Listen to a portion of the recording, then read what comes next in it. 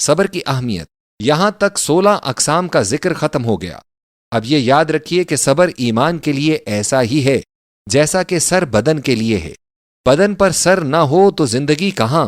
ایمان کے ساتھ صبر نہیں تو ایمان کہاں؟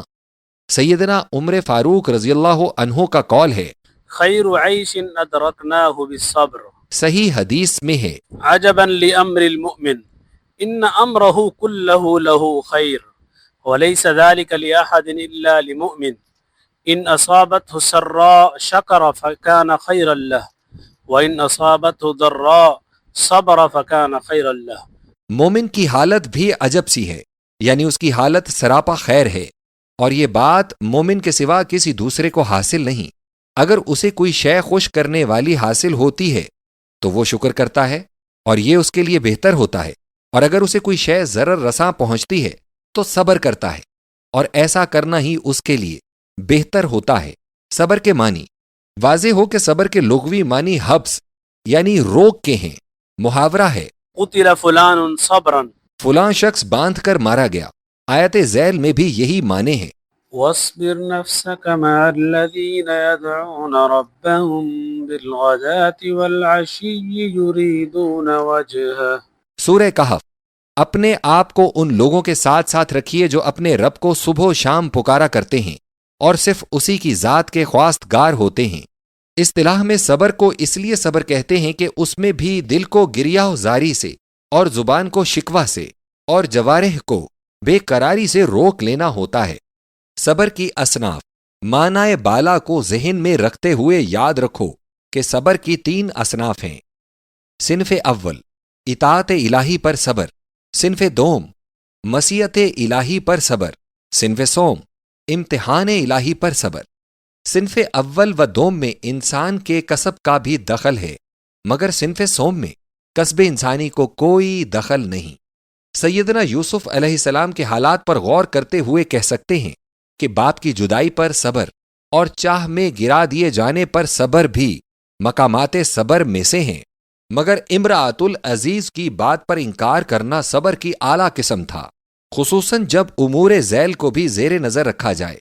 نمبر 1 جوانی، نمبر 2 خالی مکان، نمبر 3 مجردی، نمبر 4 نفس کے مطابق خواہش کا ہونا، نمبر 5 بے وطنی جہاں خویش و اقارب کا نہ دباؤ ہوتا ہے نہ ان کی طرف سے حیا ہوتی ہے، نمبر 6 محکومی، نمبر 7 حسین عورت کی ذاتی درخواست، نمبر 8 اس درخواست کے ساتھ ساتھ ہر قسم کا مکر و فریب، نمبر 9 لالچ اور خوش آمد، نمبر 10 دھمکی۔ یہ سب ایسی چیزیں ہیں جن کی موجودگی صدیق کے منصب کو نہایت بلند کر دینے والی ہے۔ ابن تیمیہ رحمۃ اللہ علیہ کا قول ہے کہ طاعات پر صبر کا درجہ صبر از پرہیز محارم سے اکمل و افضل ہے، کیونکہ نبی صلی اللہ علیہ وسلم کے نزدیک فعل طاعت ترک معصیت سے زیادہ محبوب ہے، اور عدم طاعت کا نقصان وجود معصیت کے نقصان سے زیادہ سنگین ہے۔ صبر کی حالتیں، اب یہ بھی یاد رکھو کہ صبر کی 3 حالتیں ہیں۔ نمبر 1 صبر باللہ، نمبر 2 صبر للہ، نمبر 3 صبر مع اللہ۔ نمبر 1 صبر باللہ کے معنی یہ ہیں کہ صبر اپنے نفس کے لیے نہ ہو بلکہ اللہ کے لیے ہو، جیسا کہ فرمایا گیا واصبر وما صبرك الا بالله، سورہ نحل۔ صبر کیجئے اور آپ کا صبر تو اللہ ہی کے لیے ہے۔ نمبر 2 صبر للہ کے معنی ہیں صبر کا باعث محبت الہی اور ارادہ تقرب الہی ہو، نہ قوت نفس کا اظہار ہو، نہ خلق خدا میں تعریف کرنے کا شوق ہو۔ نمبر 3 صبر مع اللہ کے معنی یہ ہیں کہ بندہ اپنے نفس کو اوامر الہی اور محارم الہی کا مطیع بنا دے، جہاں چلنے کا حکم ہو چل پڑے، جہاں رک جانے کا حکم ہو رک جائے۔ یہ صبر حد یقین کا ہے اور یہی سخت تر قسم صبر کی ہے۔ صبر کا مفہوم، خواجہ جنید بغدادی رحمۃ اللہ علیہ سے صبر کی بابت پوچھا گیا، فرمایا صبر تو کڑوی سے کڑوی دوا کو گھونٹ گھونٹ پینا ہے، وہ بھی اس طرح کہ پیشانی پر بل نہ آنے پائے۔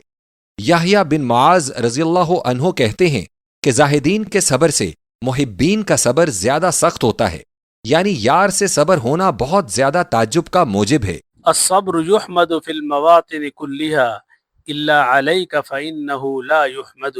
جملہ مقامات پر صبر کرنا اچھا ہے، مگر تجھ سے صبر کرنا کسی طرح پسندیدہ نہیں۔ امام المحدثین بخاری نے کتاب الادب میں نبی صلی اللہ علیہ وسلم سے یہ روایت بیان کی کہ حضور صلی اللہ علیہ وسلم سے دریافت کیا گیا کہ ایمان کیا ہے؟ فرمایا الصبر والسماحہ، صبر اور سیر چشمی، فریاد صبر کی نفی نہیں۔ اب یہ مسئلہ خوب یاد رکھو کہ اللہ تعالیٰ نے اپنی حالت کا عرض کرنا بے صبری میں داخل نہیں کیا۔ حضرت یعقوب علیہ السلام فرماتے ہیں قال انما اشکو بثی وحزنی الی اللہ، سورہ یوسف، میں اپنی پریشانی اور اندوہ قلبی کی شکایت اللہ سے کرتا ہوں۔ ایوب علیہ السلام کی جناب احدیت میں دعا ہے وَأَيُّوبَ إِذْ نَادَى رَبَّهُ أَنِّي مَسَّنِيَ الضُّرُّ وَأَنْتَ أَرْحَمُ الراحمین، سورۃ الانبیاء۔ اور جب ایوب نے اپنے رب کو پکارا، مجھے نقصان اور ضرر آ لگا ہے اور تو سب سے رحم کرنے والوں سے زیادہ رحم کرنے والا ہے۔ ایک عرب شاعر کہتا ہے وَإِذَا عَرَتْكَ بَلِيَّةٌ فَاصْبِرْ بِهَا صَبْرَ الْكَرِيمِ فَإِنَّهُ بِكَ أَعْلَمُ وَإِذَا شَكَوْتَ إِلَى ابْنِ آدَمَ إِنَّمَا تَشْكُو الرَّحِيمَ إِلَى الَّذِي لَا يَرْحَمُ۔ جب تجھ پر بلا نازل ہو تو اچھا صبر کر، کیونکہ رب کو تیرا علم ہے، لیکن اگر تو اس کا شکوہ ابن آدم سے کرے گا تب رحیم کا شکوہ اس سے کرتا ہے جو رحم نہیں کرتا۔ الصبر و ردائی کی عملی تصویر۔ نبی صلی اللہ علیہ وسلم کی سیرت پڑھنے والے جانتے ہیں کہ حضور صلی اللہ علیہ وسلم نے احکام الہی کی تبلیغ، اہل ایمان کی تعلیم، اہل خسران کے انذار، اہل عالم کی تدبیر اور اعلائے کلمت الحق کی تدبیر میں کس قدر مصائب و نوائب اور ہموم و غموم کی برداشت فرمائی تھی۔ کبھی حضور صلی اللہ علیہ وسلم کے آستانے فیض پر غلاظت گرائی جاتی جس سے تشتت طبع اور پریشانی دماغ پیدا ہو، کبھی حضور صلی اللہ علیہ وسلم کی راہ پر گڑھا کھود کر اسے باریک باریک لکڑیوں سے پاٹ دیا جاتا، گڑھے میں کانٹے بھر دیے جاتے کہ حضور صلی اللہ علیہ وسلم جب نماز تہجد کے لیے نکلیں تو زمین سمجھ کر اس پر پاؤں رکھیں اور گڑھے میں جا گریں۔ کبھی حضور صلی اللہ علیہ وسلم کو سجدہ میں محو تام دیکھ کر حضور صلی اللہ علیہ وسلم کی گردن میں چادر ڈال کر چادر کو پھانسی کا رسہ بنایا جاتا، گردن کو افشار سے بھینچا جاتا۔ کبھی حضور صلی اللہ علیہ وسلم کی پشت مبارک پر بحالت سجود اونٹ کی اوجھڑی رکھ دی جاتی اور اسے کفار کی تفریح تباہ کا سامان سمجھا جاتا۔ کبھی حضور صلی اللہ علیہ وسلم پر پتھر برسائے جاتے اور قرات قرآن پاک سے آپ صلی اللہ علیہ وسلم کو روکا جاتا۔ کئی سال کا ایسا زمانہ بھی حضور صلی اللہ علیہ وسلم پر گزرا ہے جب حضور صلی اللہ علیہ وسلم کو ایک گھاٹی میں محصور رکھا گیا اور دانہ و خورش کا داخلہ بند کیا گیا۔ یہ حضور صلی اللہ علیہ وسلم ہی کا حوصلہ تھا، حضور صلی اللہ علیہ وسلم ہی کا دل تھا کہ صبر کیا، اور وہ صبر کیا کہ مالک نے بھی وَاصْبِرْ وَمَا صَبْرُكَ إِلَّا بِاللَّهِ کے تمغے سے حضور صلی اللہ علیہ وسلم کو مشرف فرمایا۔ سچ ہے ایسے ہی مقدس رسول صلی اللہ علیہ وسلم کے لب مبارک سے یہ زیبا تھا کہ الصبر ردائی، فرماتے اور صبر کو تجمل و شان اور شوکت و وقار کا خلت قرار دیتے۔ صلی اللہ تعالی علی حبیبہ بقدر صبرہ علی بلائہ وشکرہ علی آلائہ وبارک وسلم۔ نمبر 10، رضائے الہی غنیمت ہے۔ والرضا غنیمتی، رضائے الہی میری غنیمت ہے۔ واضح ہو کہ رضا کے متعلق ائمہ تصوف کے 3 اقوال ہیں۔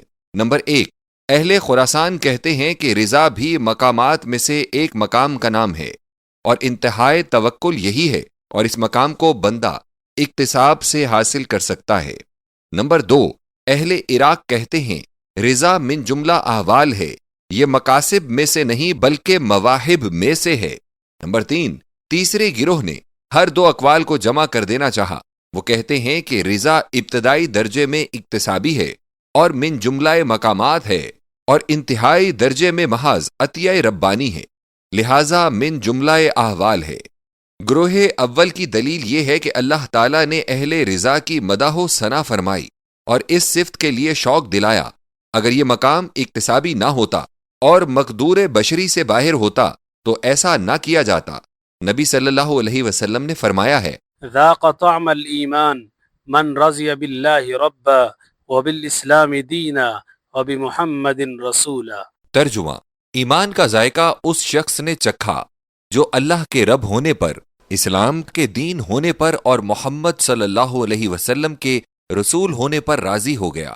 نیز فرمایا کہ جو شخص اذان سن کر یہ الفاظ رضیت باللہ ربا وبالاسلام دینا وبمحمد رسولا پڑھتا ہے تو اس کے گناہ بخش دیے جاتے ہیں۔ یہ دونوں احادیث اس شان کی ہیں کہ مقامات دین کا انہی پر مدار ہے۔ غور کرو کہ ان سے 4 امور کا ثبوت ملتا ہے۔ الف، اللہ تعالیٰ کی ربوبیت و الوہیت پر رضامندی۔ با، نبی صلی اللہ علیہ وسلم کی رسالت اور حضور صلی اللہ علیہ وسلم کی اطاعت پر رضامندی۔ جیم، دین الہی پر رضامندی۔ دال، دین الہی کے سامنے تسلیم و انقیاد کا اقرار۔ ہم کہہ سکتے ہیں کہ جس شخص میں یہ ہر 4 امور جمع ہو جائیں تو وہ صدیق ہے۔ ہاں، دعوی زبان آسان ہے مگر کامیابی امتحان دشوار ہے، خصوصاً جب کہ معاملہ یہ ہو کہ نفس کی مراد و خواہش اس کے خلاف ہو۔ یاد رکھو کہ الوہیت پر رضامندی کے معنی یہ ہیں کہ محبت و انابت اور تبتل اللہ میں توحید حاصل ہو، خوف ہو تو اسی کا، امید ہو تو اسی سے ہو، جملہ قوا کا انجذاب اسی کی جانب ہو، اور عبادت کا مقصود توحید فی الاخلاص ہو۔ ربوبیت پر رضامندی کے معنی یہ ہیں کہ تدبیر الہی کی توحید حاصل ہو، توکل و اعتماد اور استعانت میں توحید ہو، اللہ تعالیٰ کے ہر ایک فعل کا خیر مقدم خوشنودی کے ساتھ کرے۔ رسالت محمدیہ صلی اللہ علیہ وسلم پر خوشنودی کے معنی یہ ہیں کہ احکام نبویہ کے مقابلے میں اطاعت کلی اور تسلیم کلی شیوا بن جائے، اور حضور صلی اللہ علیہ وسلم کی محبت بھری تعظیم اپنی جان سے بڑھ کر ہو۔ ہدایت اور حکم اور فیصلہ نبی صلی اللہ علیہ وسلم کی آستان پاک ہی سے حاصل کرے اور کسی دوسرے کی حکومت کا روادار نہ ہو، خصوصاً علوم الہیات کے متعلق جہاں کسی دوسرے کا قول چل ہی نہیں سکتا۔ اسلام پر خوشنودی کے معنی یہ ہیں کہ جب اسلام کا کوئی حکم از قسم امر یا نہیں ملے اسے پورے انشراح خاطر سے قبول کرے، اور اس کے خلاف اگرچہ وہ کتنے ہی معروف عالم کی طرف منسوب ہو ہرگز قبول نہ کرے۔ اس مقام پر پہنچ کر بہت سے نام کے عالم یا صوفی و درویش یا شیخ تم کو مخالفت کرتے ہوئے نظر آئیں گے، مگر رضا بالسلام تو یہی ہے کہ جو حکم اسلام کا نہیں اس پر ہرگز اہل ایمان کو یقین یا اطمینان نہیں کرنا چاہیے۔ اب یہ یاد رکھو کہ رضا کا مقام توکل و تفویض اور تسلیم کے بعد آتا ہے، اور چونکہ اس کے حصول میں صعوبت تھی اس لیے اللہ تعالیٰ نے اس کی فرضیت کا حکم نازل نہیں فرمایا، البتہ اس کا شوق ضرور دلایا ہے۔ یحییٰ بن معاذ سے سوال ہوا کہ مسلم مقام رضا کیوں حاصل کر سکتا ہے؟ کہا جب وہ 4 باتوں میں پختہ ہو جائے۔ نمبر 1، عطا کو قبول کرے۔ نمبر 2، عدم عطیہ میں راضی رہے۔ نمبر 3، انقباض میں عبادت کرے۔ نمبر 4، انشراح میں حاضر درگاہ رہے۔ سیدنا امام حسن بن علی رضی اللہ عنہ سے کسی نے ذکر کیا کہ ابو ذر رضی اللہ عنہ یوں کہتے ہیں کہ ان کو فقر، غنا اور مرض صحت سے زیادہ محبوب ہے۔ امام نے فرمایا اللہ تعالیٰ ابو ذر رضی اللہ عنہ پر رحم فرمائے۔ میرا قول یہ ہے کہ جس شخص کا اعتماد اللہ تعالیٰ کے بہترین انتخاب پر ہے وہ اللہ تعالیٰ کی پسند کے سوا کسی اور شے کی تمنا ہی نہ کرے گا۔ فضیل بن عیاض رحمۃ اللہ علیہ نے بشر حافی رحمۃ اللہ علیہ سے فرمایا تھا رضا کا درجہ زہد سے برتر ہے، کیونکہ جو راضی ہے وہ اس حالت میں دوسری حالت کا آرزو مند ہی نہیں۔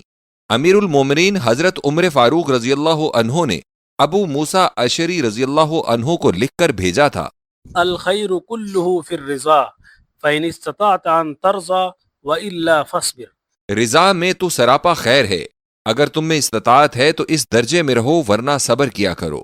اللہ تعالیٰ نے قرآن کریم میں فرمایا یا ایتها النفس المطمئنہ ارجعی الی ربک راضیۃ مرضیہ فادخلی فی عبادی وادخلی جنتی۔ سورۃ الفجر۔ اے اطمینان والے نفس، اپنے رب کی طرف رجوع کر درآں حال یہ کہ تو رضا والا ہے اور رضا حاصل کردہ ہے، اب میرے بندوں میں شامل ہو جا، میری جنت میں داخل ہو جا۔ یہ وہ قول ہے جو دنیا سے رخصت ہوتے وقت بھی بندے سے کہا جائے گا، اور میدان قیامت میں بھی اسی کلمے سے مومن کو مسرور الوقت کیا جائے گا۔ اللہ پاک کی پسندیدہ عباد کی جماعت میں داخل ہوا اور جنت پہنچا۔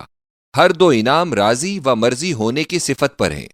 نمبر 11، عاجزی فخر ہے۔ والعجز فخری، عاجزی میرا فخر ہے۔ عام طور پر مشہور تو یہ الفاظ ہیں، الفقر فخری، لیکن ماہرین علم الحدیث نے ظاہر کر دیا ہے کہ الفقر فخری، الفاظ نبی کریم صلی اللہ علیہ وسلم سے ثابت نہیں۔ صاحب مجمع البحار نے بھی والعجز فخری، کے الفاظ کو بیان کیا ہے، جیسا کہ حدیث زیر شرح میں ہے۔ عجز نبوی سے مراد عجز کے معنی درماندگی ہیں، اور کسی مفوضہ کام کو نہ کر سکنا اس کے مفہوم میں داخل ہے۔ مفوضہ کام نہ کر سکنے کی کوئی مناسبت نبی صلی اللہ علیہ وسلم کی ذات اقدس سے نہیں ہو سکتی، کیونکہ حضور صلی اللہ علیہ وسلم کی حیات طیبہ تو سراپا سعی، مکمل جہد اور کامل امن کا نمونہ رہی ہے۔ لہٰذا عجز سے مراد عجز بدرگاہ احدیت ہے، اور یہی معنی رب العالمین کے جاہ و جلال اور خاتم النبیین کے مقام و احوال پر صادق آتے ہیں۔ عجز و افتقار پر افتخار۔ اہل ثروت کے حال پر نگاہ ڈالو کہ دنیا میں تھوڑی سی کامیابی کے بعد ان کے غرور و پندار کی کیا حالت ہوتی ہے، اور رسول اعظم صلی اللہ علیہ وسلم کی سیرت کو بھی غور سے دیکھو۔ وہ رسول صلی اللہ علیہ وسلم جس کی نصرت و تائید زمین کے ہر ذرے اور آسمان کے ہر ستارے سے ہوتی ہے، جس کا حکم نفوس پر فرما روا ہو، جس کی عظمت سے ما بین السماوات والارض پر آوازہ ہو، وہ لمحہ بلمحہ، لحظہ بلحظہ عجز و افتقار اور تضرع انکسار کے تحیات و طیبات درگاہ احدیت اور آستان سمدیت پر پیش کر رہا ہے، اور افتقار کو افتخار سمجھ رہا ہے۔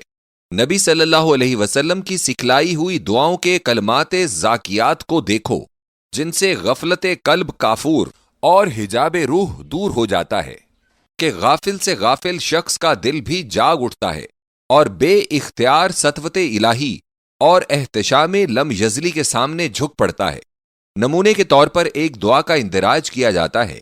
ناظرین اس کے اسلوب بیان پر غور کریں، علو مکانی کا اندازہ کریں، اور دیکھیں کہ جس دل و زبان سے یہ الفاظ نکلے وہ خود بھی اظہار عجز و نیاز کو اپنے لیے کس قدر مایہ ناز و فخر و امتیاز سمجھتا ہے، اور متبعین کو بھی کس نمونے پر تیار کرنا چاہتا ہے۔ اللہم انک ترى مکانی وتسمع کلامی وتعلم سری وعلانیتی ولا يخفى عليك شيء من امری وأنا الرجل المشفق والمقر المعترف بذنبي وأنا المستغيث المستجير أسألك مسألة المسكين وأبتهل إليك ابتهال المذنب الذليل وأدعوك دعاء الخائف الضرير ودعاء من خضعت لك رقبته وفاضت لك عبرته وذل لك جسمه ورغم لك أنفه ألا تجعلني بدعائك شقيا